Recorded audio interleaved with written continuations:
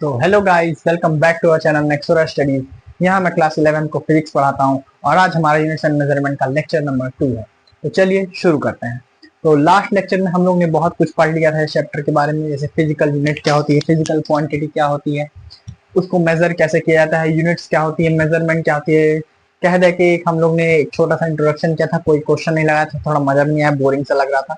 लेकिन आज के इस लेक्चर में शायद हम लोग क्वेश्चन से भी बातचीत करेंगे। तो अब हमारा अगला टॉपिक है the international system of units. मतलब ऐसा तो है नहीं कि मैं अगर किसी चीज को यहाँ 5 kg बोलता हूँ तो किसी दूसरे शहर में भी, दूसरी जगह में, मतलब दूसरे शहर में, मतलब किसी दूसरी कंट्री में, मान लो आप लोगों ने सुना होगा पाउंड्स, ये भी एक वेट की यूनिट होती है।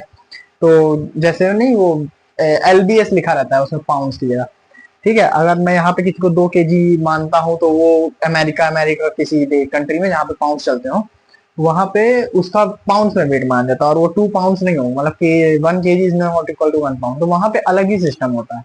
तो यही नीड हुई कि इंटरनेशनल सिस्टम बनाना पड़ा यूनिट्स का, ताकि अलग अलग कंट्रीज में अगर अपने हिसाब से सिस्टम चलाना तो चला सकते हैं। ठीक है, हाँ।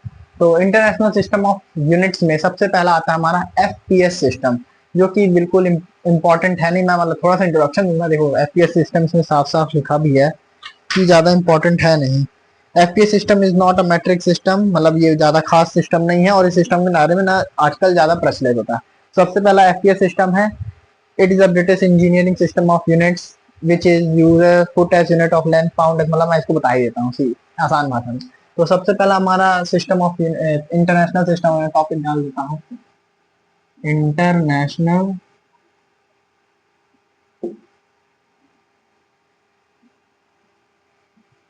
System of units. पहला है FPS। FPS का मतलब है, देखो मेन तो पहले आप लोग जान लो कि हमारे लिए सबसे मेन वो यूनिट, सबसे मेन हम लोग जिस चीजों में बात करेंगे यूनिट्स के सिस्टम में, तो 3 यूनिट्स, मास, लेंथ और टाइम। ठीक है, इन्हीं के नाम पे इंटरनेशनल सिस्टम ऑफ यूनिट, सबके नाम FPS, MKS, इन सबके उन्हीं के हिसाब से नाम लिए गए हैं। हम लोग सबसे पहले मास, लेंथ और टाइम के बारे में बात करते हैं। तो देखो FPS सिस्टम में क्या होता है, मास की जो यूनिट, नाम देखो जो लेटर लिखे हैं उन्हीं से मतलब है। मास के लिए जो यूनिट यूज होती है वो होती है F यानी कि फुट। FT ऐसे लिखा जाता है, फुट। ठीक है, P यानी सॉरी मास के लिए बोल दिया मैंने, सॉरी मिस्टेक हो गई। डस्टर कहाँ गया? हाँ सॉरी, फुट। लेंथ के लिए, लेंथ के लिए हम लोग फुट यूज करते हैं। ठीक है, F से फुट। फिर उसके बाद पाउंड आता है, पाउंड यानी मास की यूनिट, यानी वेट, एक जो होता है, वेट और मास वैसे अलग होता है फिजिक्स में।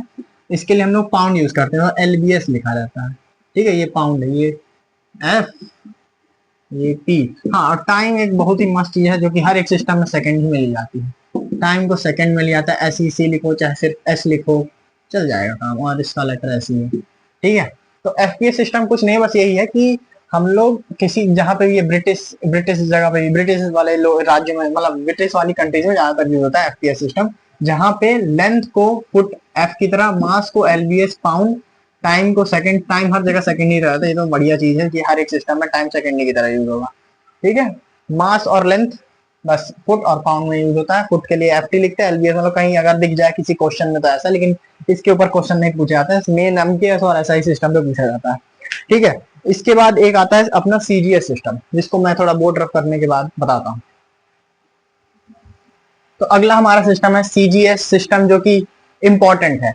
इसमें जैसे वो क्वेश्चंस आते हैं कि 1 न्यूटन कितने डाइन होता है, या फिर 1 जूल कितने कैलोरी होता है, मतलब बहुत सारे आगे आप लोग यूनिट सुनेंगे, टेंशन मत लीजिए, सब मैं ही बताने वाला हूँ।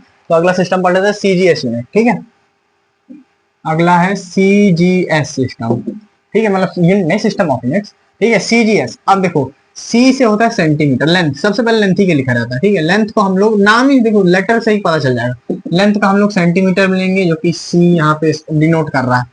फिर उसके बाद G से क्या होता है, ग्राम होता है। मास के लिए हम लोग ग्राम यूज करेंगे इस सिस्टम में, ग्राम को G या फिर GM दोनों लिख सकते हैं। ठीक है, इसमें G दिख रहा है, और टाइम तो अपना वही आदमी है, टाइम कभी नहीं बदलता, टाइम एकदम सेकंड ही में चल रहा है, सेकंड या S, जो कि S डिनोट कर रहा है। ठीक है। सीजीएस सिस्टम हमारे लिए थोड़ा इंपॉर्टेंट है, सीजीएस सिस्टम के बारे में। और ये गॉसियन सिस्टम ऑफ यूनिट्स होता है, कोई मतलब का नहीं है, ठीक है, यही सिर्फ इतना सा है। एफपीएस सिस्टम में फुट, पाउंड और सेकंड। सीजीएस सिस्टम में सेंटीमीटर, ग्राम और सेकंड। इसके बाद हम लोग का एक इंपॉर्टेंट सिस्टम आता है जो कि होता है एमकेएस सिस्टम। ठीक है, जल्दी से इसको नोट कर लो। तो चलिए आगे बढ़ते हैं। हमारा सीजीएस यूनिट हो गया, एफपीएस यूनिट हो गया। एफपीएस ज्यादा हमें नीड नहीं है। सीजीएस में भी बहुत सारे कॉमन नेम्स आएंगे, जैसे न्यूटन के लिए डाइन होता है और भी बहुत होता है। और एमकेएस सिस्टम हमारे लिए सबसे इंपॉर्टेंट है। सारे कॉमन जितने भी होता है, जूल, कूल, ये जूल एनर्जी की यूनिट होती है और ये न्यूटन फोर्स की यूनिट होती है। तो ये सब यूनिट सब जो है एमकेएस यूनिट में ही इनका कॉमन नाम होता है, जो याद करना बहुत जरूरी है। और कुछ कुछ इनके सीजीएस यूनिट में भी आ जाता है, जैसे जूल का कैलोरी होता है, न्यूटन का डाइन होता है, वैसे ही और भी बहुत सारे हैं। एमकेएस सिस्टम वाले बहुत ही, एमकेएस और एसआई यूनिट के बारे में, एसआई सिस्टम के बारे में एक चीज बता दूं। एसआई सिस्टम और एमकेएस सिस्टम एब्सोल्युटली सेम है, कुछ चीजें डिफरेंट है जो कि हमारे, मैंने तो कभी देखा ही नहीं 11th-12th हुए में। लेकिन हाँ, एमकेएस में भी जो चीजें हैं वही एसआई यूनिट में भी सेम वैसे ही यूनिट है। और एसआई यूनिट और एमकेएस सिस्टम मैं एक ही बार में एक ही इसमें बता दे रहा हूँ। एमकेएस सिस्टम बताने जा रहा हूँ, और एसआई सिस्टम ये है कि एसआई सिस्टम एक ऐसा सिस्टम है जो पूरा इंटरनेशनली बनाया गया।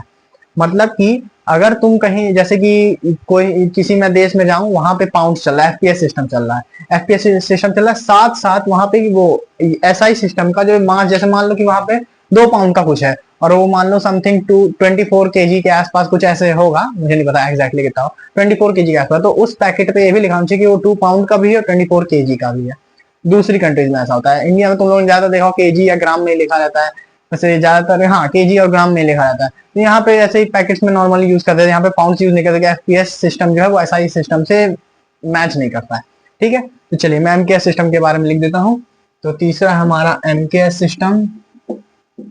एमकेएस सिस्टम सबसे पहले लेंथ, लेंथ के लिए यूज होता है मीटर, मीटर एम लिखा है। देखिए यूनिट जब हम लोग कोई भी वो लिखेंगे फिजिकल क्वांटिटी, जैसे मान लो कि किसी की हाइट मैंने लिखी 10 मीटर है, हाइट तो नहीं है, मतलब किसी भी खंबे, किसी पोल की हाइट 10 मीटर है, इसमें स्मॉल एम ये वाला लिखेंगे, ये वाला मत लिख दीजिएगा, ठीक है। फिर लेंथ, उसके बाद होता है मास। तो मेनली हम लोग लेंथ, मास, टाइम ही पे बात करते हैं, और टाइम में तो चलो सेकंड ही सेकंड आ जाए। के से होता है केजी है, स्मॉल के है, याद रखिए कैपिटल के केल्विन में होता है, केल्विन टेम्परेचर की यूनिट होती है, आगे जाके पढ़ना है, ठीक है। उसके बाद टाइम, टाइम तो अपना वही है, कोई कभी इसको बदल ही नहीं सकता। Time is relative, Einstein theory of relativity, oh my God, हम तो फिजिक्स पढ़ने आए थे। हाँ देखो, एमकेएस सिस्टम में लेंथ को मीटर से रिप्रेजेंट करते हैं, मास को केजी से, टाइम को सेकंड से, सब इसके नाम से पता चल जाएगा। चौथा एसआई सिस्टम पढ़ लो। एसआई सिस्टम, एसआई सिस्टम में भी लेंथ इन सबका सेम रहता है, सेम एस एमकेएस। ये हर एक कंट्री में लागू होता है, हर एक जगह पे इस सिस्टम का यूज करना जरूरी है, अगर वो अपना कोई अलग से सिस्टम चला रहे हैं तो। और नहीं तो इंडिया में तो एमकेएस सिस्टम ही चलता है, तो एसआई सिस्टम की मतलब एसआई सिस्टम ही चलता है, वो तो एमकेएस का नाम दिखा के दिखा रहे हैं, ठीक है। तो इसके बाद हमारा अगला टॉपिक होगा एसआई स्टैंडर्ड सिस्टम। देखो इसके बाद एसआई बेस क्वांटिटी में सबके वो 7 जो फिजिकल क्वांटिटी वो थी ना, बेस क्वांटिटीज और उनके यूनिट, उसके बारे में बताऊंगा। और उसके बाद कुछ सप्लीमेंट्री क्वांटिटीज होती है, उसके बारे में बताऊंगा। तो जल्दी से इसको नोट कर लो। तो चलिए आगे शुरू करते हैं। हमारा अगला टॉपिक है, जैसे कि बताया था, एसआई बेस यूनिट्स और उसके यूनिट्स, मतलब कि लिख देता हूँ टॉपिक ही, some SI, some SI base quantities and units. SI base, base यानी फंडामेंटल, याद है ना, बेस यूनिट्स और फंडामेंटल क्वांटिटीज एक ही है, क्वांटिटीज एंड यूनिट्स, ठीक है। तो 7 होती हैं टोटल। चलो पहली, पहली मास होती है, मास सही है, मास। मास एक बेस क्वांटिटी है, एसआई बेस क्वांटिटी है, जिसकी यूनिट, अरे सब इसी तरह लिख देता हूँ, देखो सॉरी, बेस क्वांटिटी ये नहीं है, लेंथ होती है वो, मास तो यहाँ पे मैं पहले कॉलम बना देता हूँ, ठीक है। बेस क्वांटिटी, इसका मैं आपको वो दे दूंगा, क्या बोलते हैं, ये जो है ना, ये आपके उसी पीडीएफ में जो मैंने ग्रुप में भेज दिया है, ठीक है। उसके बाद यहाँ पे एसआई यूनिट्स, एसआई यूनिट्स में 2 कॉलम है, नेम और सिंबल, नेम और सिंबल, सिंबल कुछ इस तरह, कुछ इस तरह, कुछ इस तरह। बहुत सस्ता है यार ये तो। अच्छा ये इस तरह था, कोई बात नहीं, इसको मिटा देते हैं। नहीं मिट रहा, हो गया हटाओ। ठीक है, सबसे पहली बेस क्वांटिटी होती है लेंथ। ठीक है, लेंथ में नेम देखो एसआई बेस क्वांटिटी बात है, तो इसमें एसआई यूनिट में लेंथ की क्या यूनिट थी, मीटर थी, तो क्या नाम होगा, मीटर। मीटर की स्पेलिंग आर ही होता है, ई आर नहीं होता। सिंबल क्या होता है, स्मॉल एम। ठीक है, फिर लेंथ के बाद होता है मास। मास में नेम क्या होता है, किलोग्राम। केजी होती है ना ऐसा यूनिट, किलोग्राम, स्मॉल केजी। ठीक है, दूसरा टाइम, तीसरा सॉरी टाइम। टाइम में सेकंड होता है, सेकंड पता है ना स्पेलिंग, सेकंड ही तो आते थे सर, फर्स्ट तो कभी आया नहीं। स्मॉल देखो यहाँ पे सिर्फ सिंगल एस दिया है। ठीक है, उसके बाद होता है ये 12th क्लास में पढ़ेंगे इलेक्ट्रिक करंट। वैसे आपने भी 9th क्लास में पढ़ा हुआ है यार इलेक्ट्रिक करंट, लेकिन हम तो 10th से आए हैं। इलेक्ट्रिक करंट को एम्पियर से लिखा जाता है, एम्पियर की स्पेलिंग वो स्कूटी वाला एम्पियर नहीं है। ठीक है, ये तो देखो सम एसआई बेस क्वांटिटी यूनिट्स में सबसे पहले हमारी बेस क्वांटिटी है लेंथ, मास, टाइम। ये तीनों तो एकदम रट रट गए होंगे। एसआई यूनिट में इसकी मीटर होती है, लेंथ की इसका सिंबल एम होता है, स्मॉल एम होता है। मास की यूनिट, नाम मास की यूनिट होती है किलोग्राम, मतलब नाम और सिंबल केजी होता है, स्मॉल के होता है, कैपिटल के नहीं होता है। टाइम की सेकंड होती है हर जगह एस। इलेक्ट्रिक करंट एम्पियर, ये 12th क्लास में पढ़ना है, ये 11th में भी है 12th में भी है, ये 12th में पढ़ना हो, जल्दी नोट करो। और बाकी के तीन बताएं। तो हम लोग ने चार पढ़ लिए थे, तीन बाकी हैं। पांचवी होती है, याद रखिए ये टेम्परेचर नहीं होती है, इसको थर्मोडायनेमिक टेम्परेचर कहा जाता है। बच्चे इसी में गड़बड़ कर देते हैं। थर्मोडायनेमिक, इसका एक चैप्टर भी है, इसी केमिस्ट्री में भी है, फिजिक्स में भी है। थर्मोडायनामिक, यार स्पेलिंग गलत हो तो माफ कर देना। Thermodynamic temperature,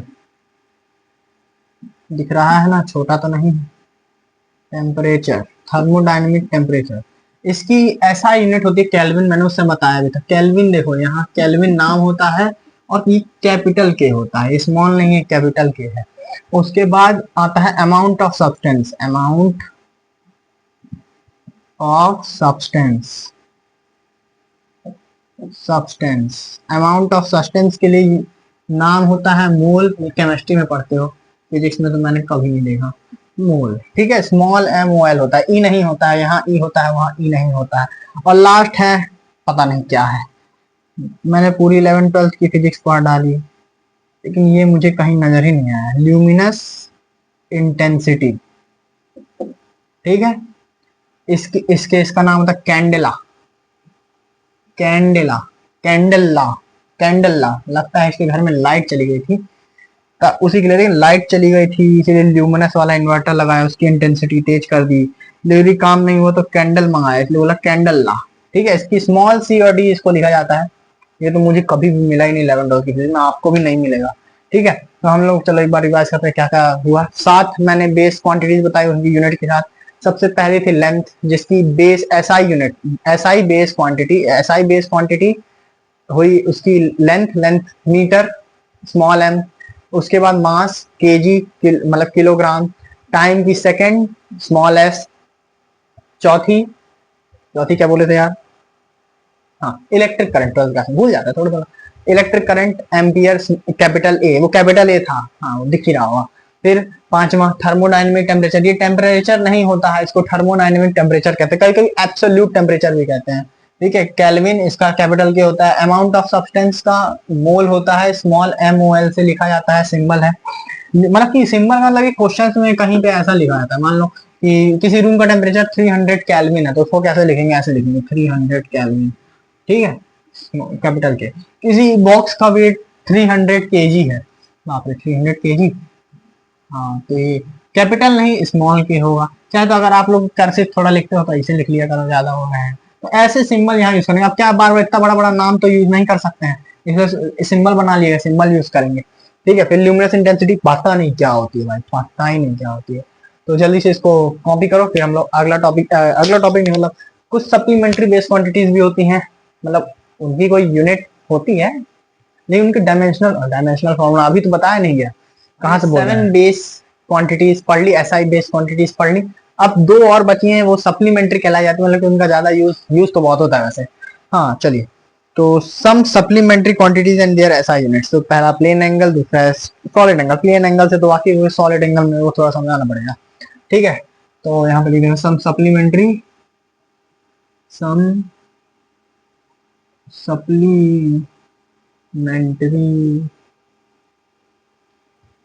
supplementary quantities and assignments, quantities and उनकी एसआई, मतलब उनकी एसआई सिस्टम में यूनिट बताई जाएंगे, ठीक है।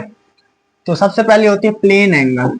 प्लेन एंगल थोड़ा इसको भी ब्रीफ में बता देता हूँ। प्लेन एंगल इसको रिप्रेजेंट करते हैं सर थीटा से, नहीं सॉरी, इसको रिप्रेजेंट नहीं करते हैं, इसका नाम होता है रेडियन। सॉरी, प्लेन एंगल तो इसका नाम होता है ना, इसकी जो यूनिट का नाम होता है, यूनिट का नाम होता है, देखो यूनिट ऐसे लिख देता हूँ, यूनिट होती है रेडियन और सिंबल होता है जाइनिंग सिंबल। अब इतना बड़ा रेडियन तो बार बार लिखोगे नहीं, तो आर एडी। एसआई सिस्टम में कुछ बोलेंगे डिग्री भी तो होता है, डिग्री दूसरे सिस्टम में होता है, एसआई सिस्टम में इसको रेडियन में लिखा जाता है, ठीक है। चलो इसको पहले एक्सप्लेन करो, प्लेन एंगल क्या होता है।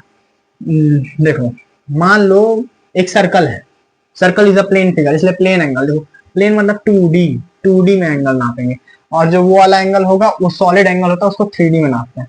चलो वो हटाओ, प्लेन एंगल 2D में नापते हैं। 2D में हम लोग ने एक शेप लिया जैसे सर्कल, ये सर्कल हो गया, सर्कल का मैंने एक आर्क, देखो सर्कल ये है, पहले ले ही लेता हूँ पूरा, ये है सर्कल, ठीक है, सर्कल का है सेंटर। अब मैंने सोचा कि थोड़ा सा इतना भाग ले लेता हूँ, ठीक है, इतना भाग ले लेता हूँ, इतना भाग मैंने ले लिया है, ठीक है, इतना भाग कट करके इधर बाहर निकाल दिया, ठीक है। अब ये थोड़े बड़े पे बात हो रही है, ठीक है, तो कुछ इस तरह ये निकलेगा और यहाँ पे कुछ एंगल बन रहा होगा, ठीक है, मान लो थीटा एंगल बन रहा होगा, थीटा। और सर्कल की रेडियस आर है, ये भी आर, ये भी आर। अब देखो प्लेन में जो एंगल नापे तो यही एंगल होता है प्लेन एंगल। लेकिन अब बात यह है कि थीटा हम लोग निकाल, अगर ये राइट एंगल ट्रायंगल होता, जो कि नहीं है क्योंकि ये देख रहे हो ना इतना बड़ा आर काटा है, तो ये हम लोग इतना, ये राइट एंगल ट्रायंगल होता, हम किसी तरह से वो tan थीटा या sin थीटा cos थीटा कुछ लगा के ट्रिग्नोमेट्री लगा के थीटा निकाल सकते थे।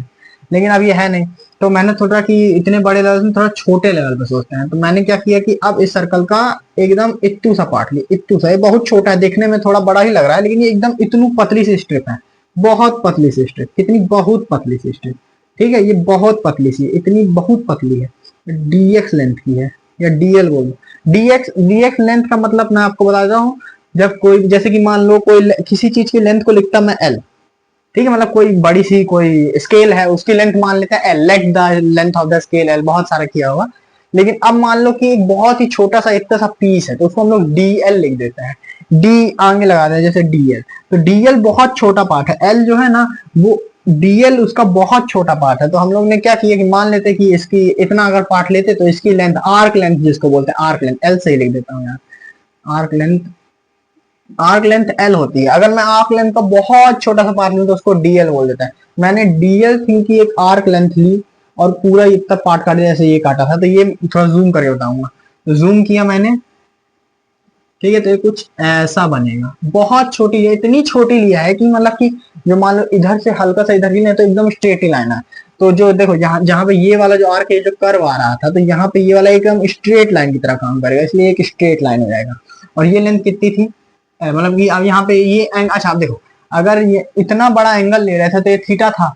अब जब इतना छोटा सा हमने लिया है, ये इतना छोटा सा हमने लेंथ लिया है, तो एंगल भी तो बहुत छोटा होगा। जब एंगल को थीटा लिख रहे हैं बड़े से एंगल को, तो छोटे से एंगल क्या लिखेंगे, डी थीटा, तो ये हो गया डी थीटा, ठीक है, डी थीटा। और ये लेंथ कितनी थी, हम लोग ने ली थी डीएल, ठीक है, ये लेंथ कितनी है आर, ये भी थी आर, ठीक है। अब यहाँ पे हम लोग सीधे ट्रिग्नोमेट्री लगाते हैं, tan थीटा, और थीटा की जगह क्या है, डी थीटा, ठीक है, ये क्या होगा dl बाई आर, ठीक है, dl बाई आर, ये हो गया। अब याद रखो, ये मैं एक चीज बता देता हूं, अगर हम लोग बहुत छोटे छोटे एंगल्स लेते हैं, बहुत छोटे एंगल्स मतलब कि रेडियंस में जब ले रहे हो, खास करके रेडियंस में, हम लोग यहाँ ऐसा ही सिस्टम बात करें तो रेडियंस की बात हो रही है, theta is in radiance not in degree. तो जब थीटा बहुत छोटा था, 1 से भी छोटा, 2 से भी छोटा, मतलब 1-2 रेडियन से भी बहुत, 1 से भी बहुत छोटा रेडियन में होता है। तो जब ऐसा होगा तो थीटा जो है थीटा जो है वो बराबर हो जाता है साइन थीटा के, मतलब डी थीटा जो था वहां पे वो साइन थीटा के यह बराबर हो जाता है टेन थीटा, और बराबर हो जाता है, मतलब कि ये सब बराबर हो जाते हैं, लगभग बराबर हो जाते हैं। ठीक है, जब थीटा बहुत स्मॉल है, theta is very less than 1। ठीक है, ये कंडीशन होनी जरूरी है। ठीक है, जब थीटा बहुत कम हो जाएगा तब थीटा साइन थीटा और टेन थीटा के बराबर होता है। तो यहाँ पे टेन डी थीटा की जगह से डी थीटा लिख सकता हूँ। तो ये हो गया डी थीटा बराबर dl बाई आर। ठीक है, आपने पढ़ा होगा ये वाला formula, theta is equals to L by R, arc length और एंगल और रेडियस का फॉर्मूला सर्कल में वही होता है। ठीक है, यहाँ पे ये मेन बात याद रखनी थी। मैंने तो ऐसे बता दिया, हम कहाँ प्लेन एंगल पढ़ रहे थे और ये बता दिया। हाँ, तो प्लेन एंगल कुछ नहीं है, यही जो एंगल शिफ्ट होता है, ये इतना, ये यहाँ से ये इतना एंगल शिफ्ट हो रहा है ना प्लेन में ही, वही एंगल होता है प्लेन एंगल। इसकी यूनिट होती है रेडियन, सिंबल होता है सिंबल होता है आर एडी। ठीक है, और ये मैंने थोड़ा एक्स्ट्रा बता दिया, झेल लेना। ये फॉर्मूला वैसे बहुत काम का है, theta is equal to L by R. Circular motion में इतने काम का ये फॉर्मूला है, मतलब हर एक क्वेश्चन में यही लग जाएगा ऐसा लगता है मुझे। ठीक है, हाँ इसमें फॉर्मूला दिया देखो, बस यहाँ मैंने डीएल लिखा है, इसमें डीएस लिखा हुआ है, सेम फिगर ही बनाया है। ठीक है, उसके बाद आता है सॉलिड एंगल, जो स्टेडियम, पहले इसको कॉपी कर लो फिर इसको बताते हैं। चलिए, अगली हम लोग ने अभी रेडियंस पढ़ा, मतलब कि प्लेन एंगल पढ़ा। अब सेकेंड सप्लीमेंट्री क्वांटिटी है सॉलिड एंगल। ठीक है, आइए solid angle, solid angle, solid angle, solid angle. Plane यानी प्लेन एंगल था तो वो 2D था, सॉलिड, सॉलिड शेप, या तो चैप्टर 10 क्लास, चैप्टर 10 क्लास 10, हाँ चैप्टर 10 क्लास 10। ठीक है, ये 3D, 3D में होता है, जब मतलब 3D में कोई एंगल्स नापने। इसकी भी यहाँ पहले यूनिट और सिंबल लिख देता हूँ। यूनिट होती है इसकी steradian, steradian, symbol symbol symbol symbol symbol भूल गया है मैं, एसआर होती है, बहुत ही चीज है एसआर। ठीक है, ये सिंबल होता है, यूनिट होता है। अब मैं पहले बताता हूँ सॉलिड एंगल क्या होता है। देखो, जब हम लोग प्लेन एंगल पढ़ रहे थे तो 2D में हम लोग ने सर्कल लिया था, तो उसका 3D शेप से सोच लो, स्फीयर होता है। चलो मैंने ये एक स्फीयर लिया बड़ा सा, या थोड़ा बड़ा बनाना पड़ेगा समझाने के लिए। ठीक है, ये है सेंटर। ठीक है, अब मान लो ये स्फीयर मतलब बॉल टाइप का है ये। अब मान लो कि मैं यहाँ पे एक, देखो पहली बात तो बड़ा एरिया लेंगे कोई फायदा नहीं है, जैसे वहां डी थीटा एंगल लिए थे वैसे यहाँ पे थोड़ा, मतलब बड़े डी एल लेंथ लिए थे वैसे यहाँ पे थोड़ा एक छोटा सा एरिया। पहले इस सॉलिड एंगल क्या होता है, एंगल सबटेंड होता है जब मैं किसी सरफेस, कोई 3D सरफेस की जो सरफेस एरिया होता है उसको, उस सरफेस एरिया को निकालूं और उसको डिवाइड कर दूं उसके रेडियस के स्क्वायर के, मतलब सेंटर से डिस्टेंस के, तो वही होता है सॉलिड एंगल। ठीक है, अब थोड़ा इसको मतलब बोलने में समझ नहीं आता, थोड़ा करके बताने में समझ आएगा। मान लो कि मैंने इस स्फीयर की सरफेस पे एक ये थोड़ा सा सरफेस एरिया पकड़ा, ये एरिया बहुत छोटा, एकदम छोटा, इसलिए एरिया को ए लिखता है तो बहुत छोटे एरिया को डीए लिख देता हूँ। ठीक है, ये बहुत छोटा एरिया डीए है। ठीक है, सेंटर से देखो ये पूरी डिस्टेंस देखो, अगर स्फीयर की सरफेस पे जाता हूँ तो हर एक पॉइंट सेंटर से उतनी डिस्टेंस दूरी होगा। अरे कोई बॉल है, सेंटर से उसकी सरफेस पे कोई भी कितनी भी मतलब डिस्टेंस जो होगी बराबर होगी। तो ये जितने भी ये हो, चाहे ये हो, ये हो, ऐसा बन रहा है क्योंकि 3D नहीं है ना, ये भी आर ही लेता हूँ, स्मॉल आर ले लेता हूँ, स्मॉल आर सब स्मॉल आर है। यहाँ पे एक एंगल बनता है, ठीक है, थीटा। आप यहाँ डी थीटा बोल सकते हो यार, अरे यार यहाँ तो बन नहीं रहा, तो डी थीटा यहाँ पे एंगल बना। ठीक है, तो अब क्या होता है यहाँ पे एक्सप्लेन मैंने किया, डी थीटा मतलब जो वो 3D एंगल बनेगा वो बराबर होगा इस एरिया के अपॉन जो रेडियस है, मतलब कि यहाँ से यहाँ तक की सरफेस तक की दूरी का स्क्वायर का। ठीक है, ये होता है सॉलिड एंगल। सॉलिड एंगल का मैंने तो आज तक एक ही बार पढ़ा, क्लास 12 के फर्स्ट चैप्टर में। ठीक है, वो भी सीबीएसई में नहीं था। सॉलिड एंगल यूनिट स्टेरेडियन होती है, सिंबल एसआर होता है। होता क्या है, अगर मैं कोई 3D शेप स्फीयर लूं, स्फीयर के सेंटर से उसकी सरफेस पर एक छोटा सा एरिया डीए लूं और उससे जितनी मतलब रेडियस जितनी डिस्टेंस होगी, और वही जो एंगल यहाँ पे सबटेंड हुआ, मतलब जैसे कोन देखे हो, कोन, कोन मस्त एग्जांपल है। कोन यहाँ पढ़ा तो है नहीं, कोन क्या होता है, देखो इस तरह कोन टाइप का कोन बना ही लेते हैं यार। देखो ये पेज है, इसको कोन बना देते हैं। ये देखो कोन बन गया, कोन बन गया, कोन, कोन में देखो बीच में यहाँ पे दिख रहा होगा, थोड़ा दिखाएं पास से, कोन में यहाँ बीच में एक एंगल, मतलब ये 3D एंगल बन रहा होगा कि ऐसा दिख रहा होगा, ऐसा इसी एंगल को हम लोग बोलते हैं सॉलिड एंगल। ये किसके, अब देखो कोन में भी वही चीज रहती है, यहाँ जो इतना सरफेस बना है, इस सरफेस का जो एरिया निकालो और इतने ये जो है ना इसके स्क्वायर से डिवाइड कर दो तो ये एंगल आ जाता है। ठीक है, सॉलिड एंगल इसी को बोलते हैं। मेरा पेज खराब हो गया, कोई बात नहीं। ठीक है, तो सॉलिड एंगल ये होता है, जल्दी से नोट करो फिर आगे बढ़े। तो हमारा अगला टॉपिक ही नहीं है, मतलब कि उसको मैं नहीं बताने वाला। क्यों? क्योंकि वो आप लोग जब चैप्टर्स पढ़ोगे तब समझ में आएगा आपको, बहुत सारे चैप्टर्स उसके लिए पढ़ने होंगे। मतलब कि उसमें फोर्स है, मोमेंटम है, लीनियर मोमेंटम, एंगुलर मोमेंटम, तो वो फ्रीक्वेंसी है, तो कुछ ऐसा ऐसा है। तो उसकी यूनिट कुछ नहीं, मैं बता देता हूँ। पेज जो पीडीएफ मैंने दिया है उसका पेज नंबर 4 और 5 पूरी भर भर के उसमें लिखा हुआ है, आप उसको देख लीजिएगा। और मैं ऐसा करूंगा, मान लो अगर इस चैप्टर में कोई क्वेश्चन आता है जिसमें उसकी यूज आए तो उसको साइड में लिख दिया जाएगा, कौन सा अभी तुमको कल पेपर देने जाना है। ठीक है, उसके बाद हमारा अगला टॉपिक नहीं है ना, टॉपिक तो खत्म हो गया। अब अगला है हमारा क्वेश्चन नंबर 1, मतलब हमारे पहली बार क्लास 11 का हम लोग पहला क्वेश्चन करने वाले हैं, और वो है कन्वर्जन ऑफ यूनिट का। मतलब क्वेश्चन के साथ हम लोग सीखेंगे कैसे, मतलब मैं यहाँ क्वेश्चन सॉल्व कराऊंगा, उसी से हम लोग सीखेंगे कैसे क्वेश्चन आएंगे। देखो मैं सीधी बता रहा हूँ, इसमें जो क्वेश्चन है वैसे ही तुम्हारे पेपर में क्वेश्चन आएंगे। ठीक है, मैंने भी इसी से पढ़ा है और ये सीबीएसई द्वारा ही दिया गया है। ठीक है, एग्जाम्पल फर्स्ट। तो आज पहली बार हम लोग क्वेश्चन लगाने जा रहे हैं हमारी इस क्लास में। तो एग्जाम्पल नंबर 1 है कन्वर्जन ऑफ यूनिट का। ठीक है, चलो पहला क्वेश्चन है, देखो लिखा है यार लाइट चलने लगा। कन्वर्जन दिख तो रहा होगा ना यार, कन्वर्जन ऑफ यूनिट्स। ठीक है, बहुत बड़ा क्वेश्चन लिखा है, मैं इसको सही लिख रहा हूँ। ठीक है, समझ तो आ ही जाएगा, तो मैं इसको सही करूंगा। ठीक है, कन्वर्जन ऑफ यूनिट का सबसे पहले calculate the angle, calculate the angle of पहला 1 डिग्री, डिग्री पता है ना इस तरह लिखा जाता है, और दूसरा है 1 डैश डैश, अरे ई कहा है, डैश डैश 1 सेकेंड। ठीक है, 1 सेकेंड ऑफ आर्क, या फिर आर्क सेकेंड बोलता है। इनको किसमें करना है? रेडियंस में, इन रेडियंस। चलो मैं एक रिलेशन यहाँ पे पहले ही बता देता हूँ। अब देखो ऐसे पढ़ाई होगा तुम लोगों में। देखो 180 डिग्री, 180 डिग्री होता है पाई रेडियंस। मैं यहाँ पे अभी सिखा रहा हूँ, तो रेडियंस को सी से भी लिख सकते हैं कैपिटल, या फिर आर एडी लिखो ज्यादा सही, पाई रेडियंस। ठीक है, 180 डिग्री पाई रेडियन के बराबर होता है। ठीक है, और ये लिख लो तुम लोग पहले, 180 उसके बाद सॉल्व करेंगे। 180 डिग्री पाई रेडियन के बराबर होता है, और 1 डिग्री 60 मिनट्स के बराबर होता है। मिनट्स कैसे लिखेंगे? MIN नहीं, डैश लगा के, एक डैश माने मिनट होता है। ठीक है, और 1 मिनट कितना होता है? अरे 1 मिनट सर 60 सेकेंड होता है यार, कैसी बात है, 6 सेकेंड के लिए डबल डैश लगा देता। तो ये यहाँ पे लिखने वाली चीज है। जितनी भी कैलकुलेशन कन्वर्जन ऑफ एंगल आएगा उसमें ये 3 चीजें याद रखो। अरे याद क्या करना, ये तो तुम लोग 10th क्लास में बहुत पढ़ा, 9th में से खेले हो। 180 डिग्री पाई रेडियन होता है, ये अभी शायद नया हो, या फिर मैथ्स में पढ़ोगे तुम लोग अभी 11th क्लास की मैथ्स में, ट्रिग्नोमेट्री में है। 1 degree is equal to 60 minutes और 1 minute is equal to 60 second, ये तो पता ही है।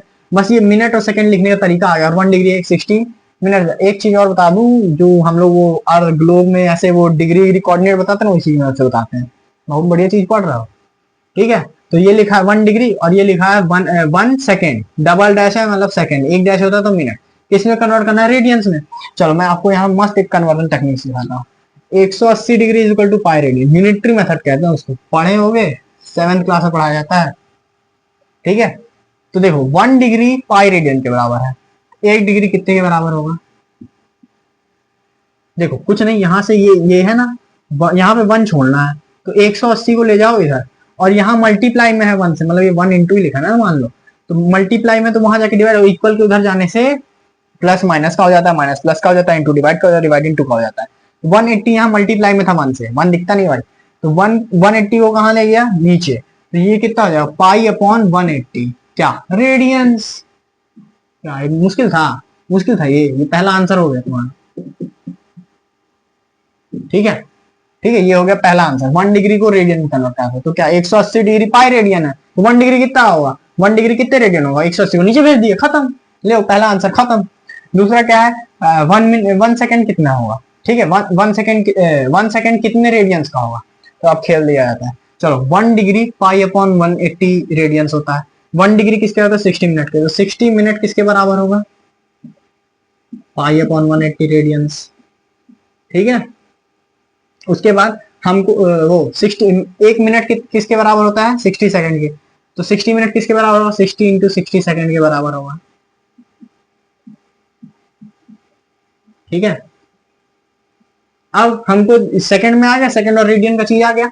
अब हम लोग को तो 1 सेकेंड चाहिए, अब यहाँ सब मल्टीप्लाई में, सब डिवाइड में भेज दो, तो यहाँ पे हो जाएगा 1 second is equals to pi upon 60 × 60 3600 into 180 का, तो अरे पता नहीं क्या आएगा यार, बहुत बड़ा कैलकुलेशन हो जाए तो, और इसी को बस ऐसे लिख देना, ये रेडियंस ले आ गया सेकंड का आंसर।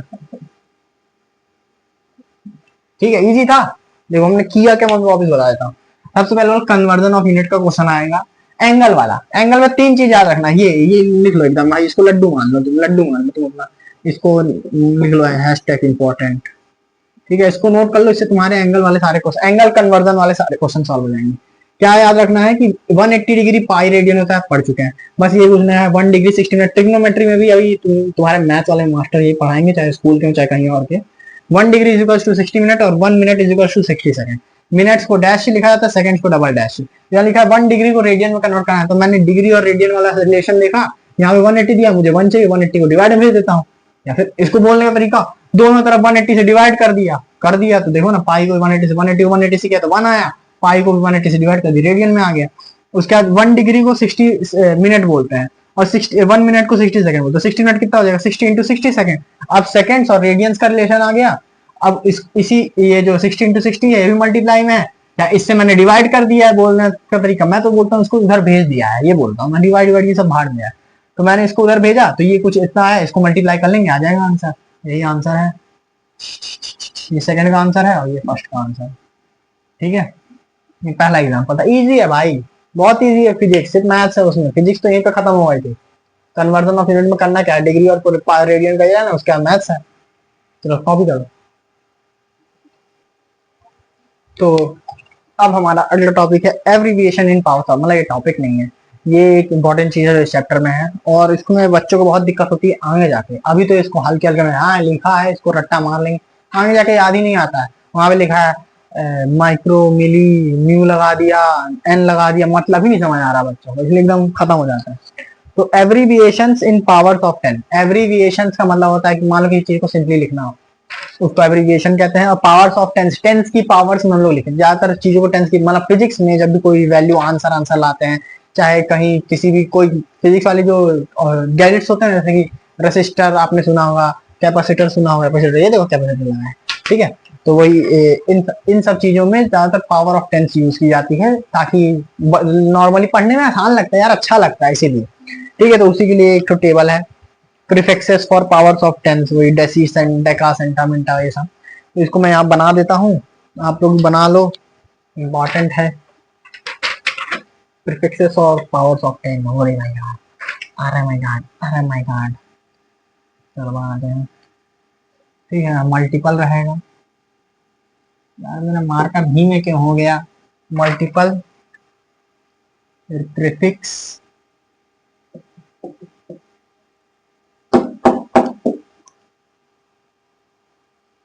Prefix symbol symbol. ठीक है, ठीक है, 10 की पावर 1 इसको बोलते हैं डेका। तो मैं इसको याद करना भी सिखा दूंगा, मैं तो ऐसे ही याद किया था। 10 की पावर 2 को बस 2-3 चीजें याद रखनी पड़ती, बाकी सब अपने आप याद होता है। 2 10 की पावर 3 किलो होता है, फिर यहाँ से 3 की टेबल है। 10 की पावर 6 मेगा, ये तो आपने सुना भी होगा यार, एमबी जीबी। 10 की पावर यहाँ पे देखो 3 6 फिर 9 हो जाएगा, तो मेगा की जगह अब क्या हो जाएगा, गीगा हो जाएगा, देखो गीगा ही देखे। फिर उसके बाद 9 के बाद 12 आता है, गीगा के बाद टेरा आता है, तो यहाँ टेरा हो जाएगा।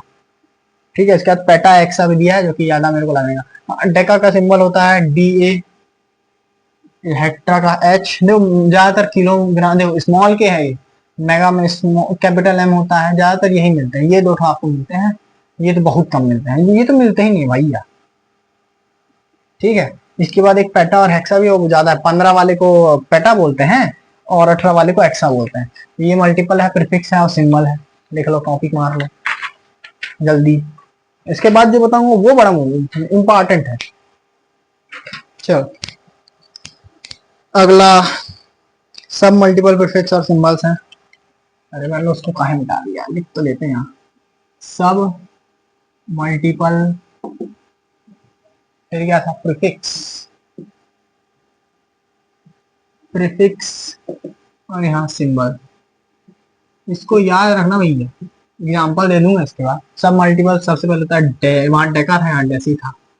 डेसी, सेंटी, मिली, माइक्रो, नैनो, इसके आगे ज्यादा जाता नहीं है, ठीक है। डेसी होती है 10, सॉरी यहाँ पे कुछ और था क्या, नहीं ठीक ही था। ओ सॉरी सॉरी, ये कॉलम यहाँ होगा, ये कॉलम यहाँ होगा, ऊपर चेंज कर देता हूँ, बता दो।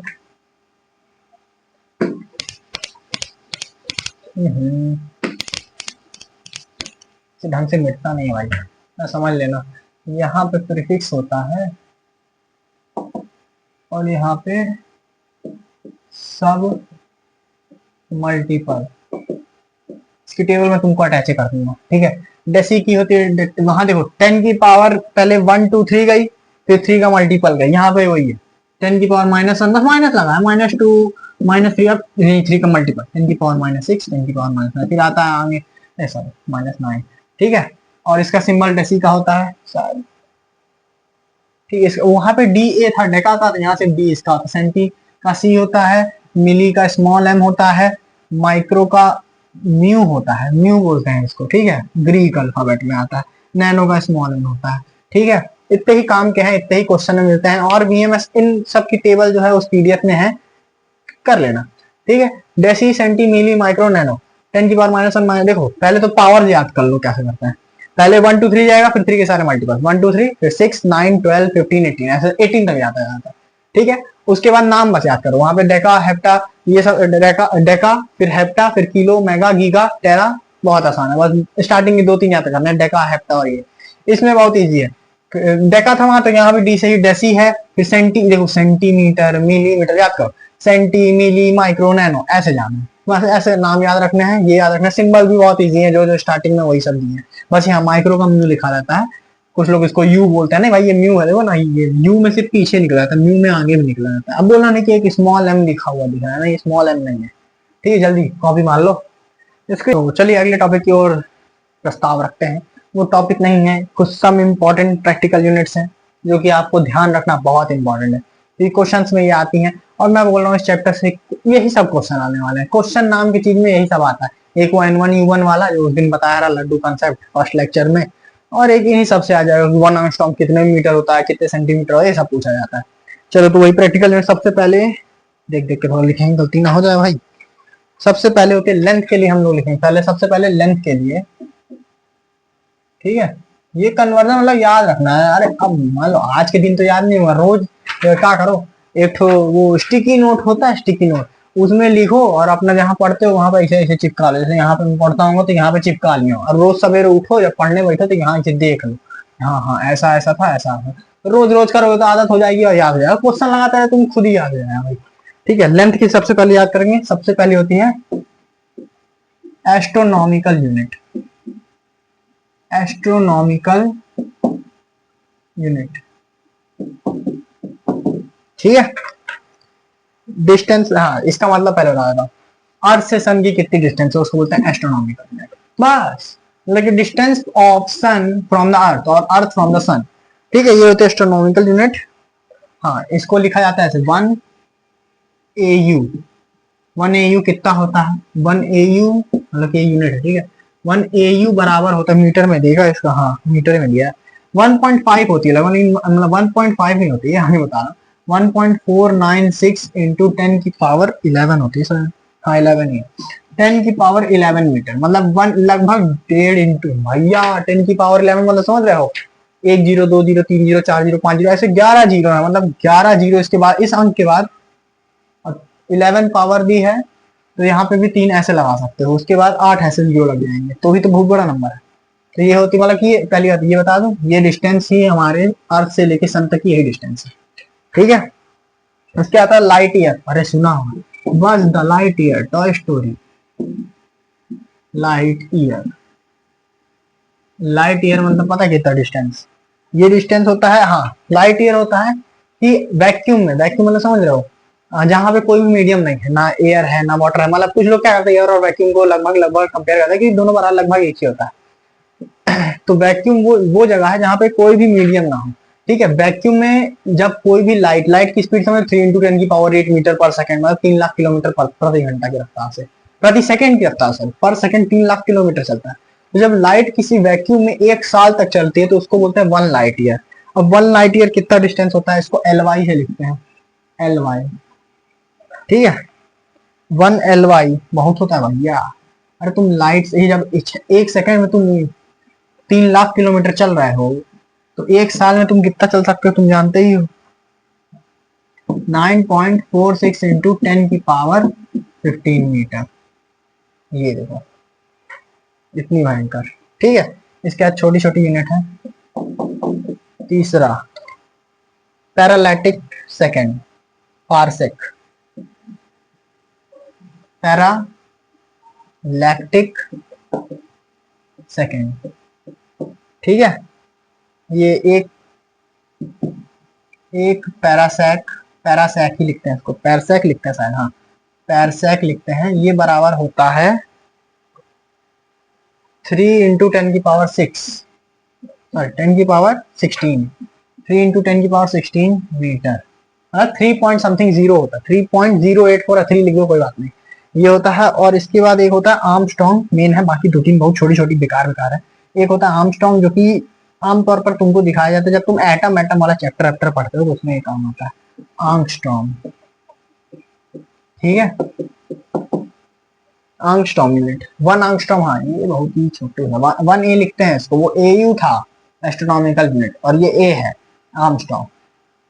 इसको ए के ऊपर ये भी लगा सकते हैं, ठीक है, ये लगा रहता है। 1 आर्मस्ट्रॉन्ग यूनिट, 1 आर्मस्ट्रॉन्ग को हम लोग बोलते हैं 10⁻−10 मीटर। ये मेरे को याद है, मेरे 11th के फाइनल एग्जाम में MCQ में आया था, 1 आर्मस्ट्रॉन्ग कितने मीटर होता है, ठीक है। तो ये कुछ लेंथ की वो इम्पोर्टेंट प्रैक्टिकल यूनिट्स है जो कि हम लोग बहुत यूज करते हैं, ठीक है। इनमें सबसे ज्यादा तुमको आर्मस्ट्रॉन्ग ही मिलेगी। पैरासैक के ऊपर 1-2 एग्जाम्पल दिए हैं इसमें, वो अभी इसी के बाद ही है भाई, इसके बाद कन्वर्ट करते हैं, ठीक है। जल्दी से इसको कॉपी कर लो भाई। तो हम लोग अब एग्जाम्पल नंबर 2 करते हैं अपना। एग्जाम्पल 1 किए थे हम लोग ने एंगल कन्वर्जन वाला, अब यहाँ लेंथ कन्वर्जन का क्वेश्चन है, ठीक है। एग्जाम्पल नंबर 2 लेंथ कन्वर्जन, अभी थोड़ा देर पहले पढ़ा थे पैरसेक में, लेंथ कन्वर्जन, ठीक है। दिख रहा है ना भाई, लगता है स्क्रीन खत्म हो गई, ठीक है। लेंथ कन्वर्जन बोला है, पूछा है क्वेश्चन कि हाउ मेनी पारसेक, अभी थोड़ी देर पहले ये पढ़ा, parsec in 1 metre, question mark, ठीक है। तो चलो सॉल्व करते हैं, सॉल्यूशन। 1 पैरसेक कितना था, देखो जब भी कुछ कन्वर्जन वाले क्वेश्चन आए थे, जिन जिन में दिया है रिलेशन, उनमें बीच का रिलेशन फिट करो, उसके बाद तो वही ऊपर का नीचे, नीचे का ऊपर, अगल का बगल, बगल का उधर, ठीक है। सबसे पहले 1 पारसेक कितना होता है, मैंने बताया था 3 × 10⁻16 ना, 16, 10⁻16 मीटर, ठीक है। तो 1 पारसेक 3 × 10⁻16 मीटर होता है। हमको चाहिए कि how many parsec in 1 metre, मतलब 1 मीटर चाहिए, 1 मीटर। तो अब देखो यहाँ पे ये मल्टीप्लाई है तो इसको डिवाइड में भेज दो, ठीक है। तो ये हो जाएगा 1/3 × 10⁻16 पैरसेक इज इक्वल टू 1 मीटर। ले आ गया आंसर, मतलब 1 मीटर में इतने पैरसेक होते हैं, ठीक है। लो ये इतना इजी क्वेश्चन आएगा। एग्जाम्पल 1 और एग्जाम्पल 2 करा दिया। अब example 3 relation between different units of length कुछ करके है, एस्ट्रोनॉमिकल, लाइट यूनिट और पैरसेक, इन तीनों के बीच रिलेशन लाना है। तो ये तुम लोग होमवर्क में कर लेना। उसके बाद लेंथ के लिए हम लोग मेन बता दिए, मास में ऐसे दिया है कि 1 पाउंड कितने केजी होता है, 1 कुंटल 100 केजी होता है। तो ये थोड़ा बहुत तुमको आता है, थोड़ा बहुत इंपॉर्टेंट है, पाउंड वाला तो बिल्कुल इंपॉर्टेंट है, कुंटल वाला पता है 100 केजी होता है। फिर solar day, serial day, solar year, top, ये लोग थोड़ा थोड़ा तुम लोग ऐसे रीड कर लेना, इसका कोई काम नहीं है, जो जो काम करना है बता दिया, ठीक है। उसके बाद अगला हम लोग का टॉपिक होगा टॉपिक प्रैक्टिस 1, जो कि टॉपिक नहीं अगला लेक्चर में ही होगा, तो इस लेक्चर को मैं यहीं एंड करता हूँ, ठीक है। तो टॉपिक अगला लेक्चर बहुत ही इंपॉर्टेंट होने वाला है, बहुत ही छोटा होगा, क्योंकि इसमें हम लोग जो टॉपिक प्रैक्टिस 1 में होंगे लगभग 30-40 क्वेश्चन, उनको मैं यहाँ पे सॉल्व करूंगा, ठीक है। तुम लोग भी रोक रोक के पॉज कर करके वीडियो को सॉल्व करना, ठीक है।